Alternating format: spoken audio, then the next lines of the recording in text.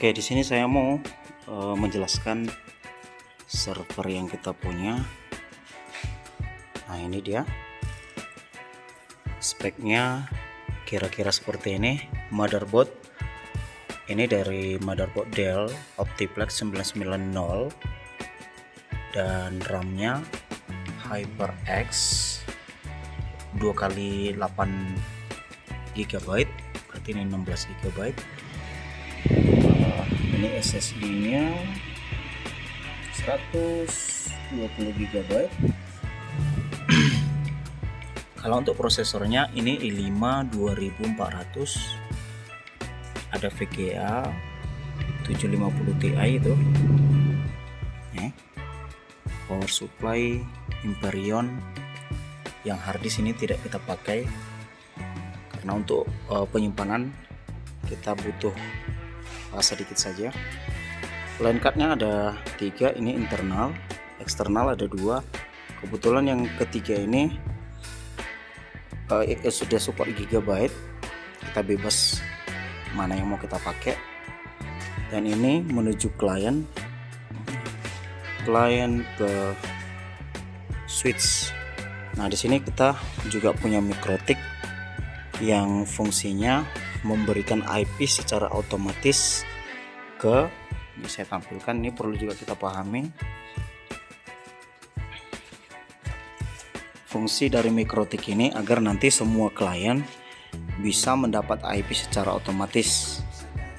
Jadi ini memudahkan kita untuk mengkonekkan handphone peserta didiknya atau peserta ujiannya. Nih, dari Mikrotik port 2-nya turun ke switch, kemudian dari sini menuju server juga. Ini menuju server. Nah, intinya nanti semua IP dari server ini sama ke klien yang di sana sama di ruangan itu diatur oleh Mikrotik ini. Nih. Jadi gambarannya nanti Mikrotik ini turun ke switch dan switch ke server, kemudian nanti dari switch ke klien. Nah, untuk klien ini kebetulan tadi sebentar saya tampilkan dulu di spek dari komputer kita, dari server kita. Ini Optiplex 990, prosesornya 2400. Ini sudah termasuk PC jadul, tidak begitu mahal biaya untuk membangun server seperti ini. RAM-nya nih 16 GB. Dan untuk akses point atau WiFi yang kita pakai, ini ada TP-Link. Kita punya 2 TP-Link yang seperti ini, model Archer A6. Ini ada UniFi AC Pro. Ini lumayan mahal, ini sekitar 2 juta lebih lah. Kelebihannya di informasinya bisa menampung 60 klien, dan ini bisa ada tampilan 4 WiFi. Nama WiFi-nya bisa ini 4. Jadi kalau ini kita pakai, di sini nanti ada nama WiFi-nya bisa 4 kita buat. Dan ini juga, ini ada 3 ya. Satu lagi UniFi. Oh, ini kita ada 3 UniFi AC Pro. Dan ini kita punya juga TP-Link model TLWR 941 HP. Dan kita juga punya Mikrotik tipenya RB 951 UI. Ini bisa juga menampung 35 klien. Jadi ini bisa untuk satu ruangan. Ini juga sama, tipenya Hoplite 941. Jadi untuk seperti tadi yang sudah kita jalankan simulasinya, ada 6 ruangan. Nah, ini sudah lebih malah yang kita pakai access point-nya. Mikrotik yang ini juga ada WiFi-nya, bisa kita pakai untuk akses kliennya.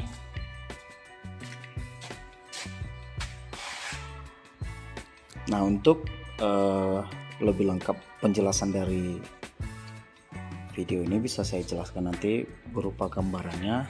Yang jelasnya inilah bentuk nyata dari server kita.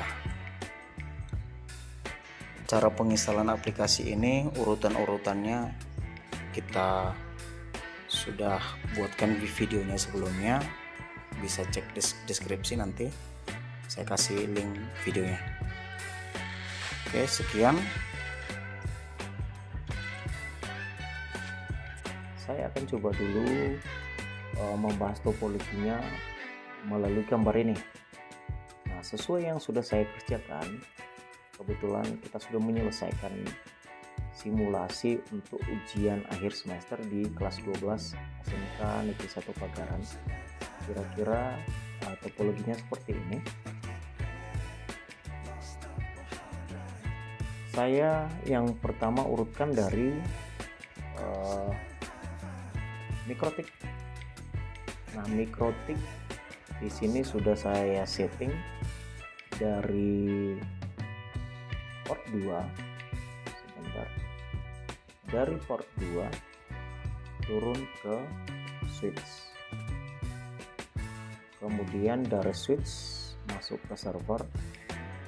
Nah, yang saya punya servernya ada 3 port. Kebetulan yang saya punya ini ada 3 dan sudah support GB. Jadi saya gunakan yang mana. Kemudian dari switch ini saya arahkan ke access point UniFi, kemudian ke access point yang TP-Link Archer atau apa, kemudian ke TP-Link yang ini, kemudian ke mikrotik 951, kemudian ke sini. Nah, ini nanti satu seperti yang saya punya ada 3 di sini. Di sekolah saya punya ada 3, 1 unit ke 1 kelas. Ini juga seperti itu dan ini juga seperti itu. Nah, semua. Kalau dari segi kemampuannya, saya kira beberapa akses point yang saya gunakan di sini rata-rata bagus, tapi kalau yang ini mahalnya lumayan, kalau tidak salah nih lebih dari 2 juta harganya.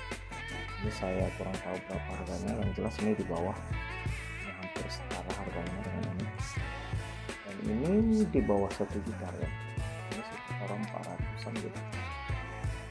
Nah, yang mau saya jelaskan di sini, kalau saya sendiri lebih memilih dari segi harga dan dari segi kecepatannya,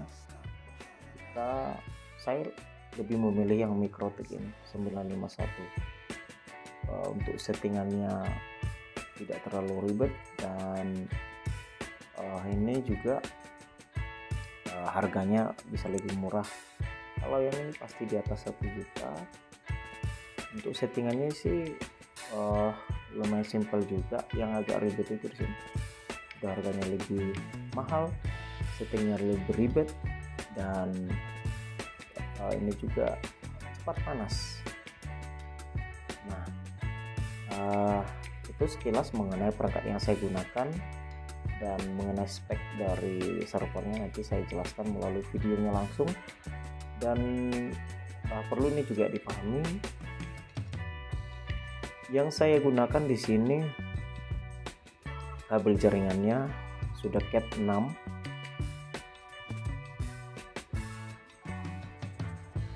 Cat 6 itu sudah gigabyte.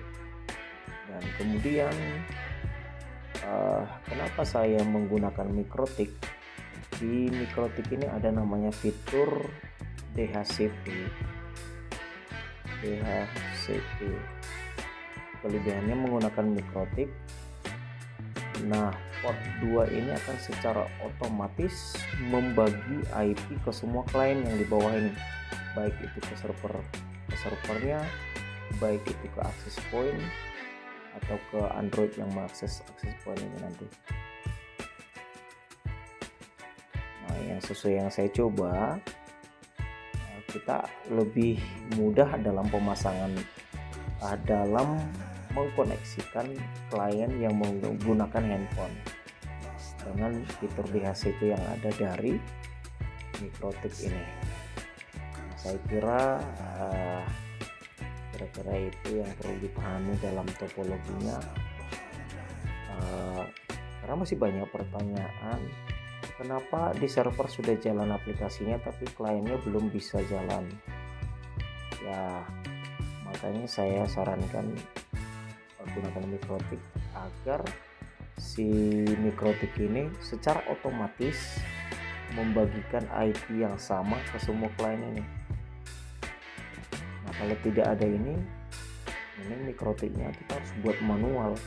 Misalnya IP server 192.168 kita buat misalnya 0.1 misalnya untuk server. Tanpa ada Mikrotik ini, ya ini harus kita setting manual semua ke bawahnya, access point-nya sama handphonenya. Itu kelemahannya. Dengan kita ada Mikrotik ini, routerbot ini bisa kita turunkan IP secara otomatis ke bawah. Lebih enak lah untuk mengkoneksikan handphone yang digunakan sebagai klien. Nah, sekian penjelasan kita, mudah-mudahan bisa membantu.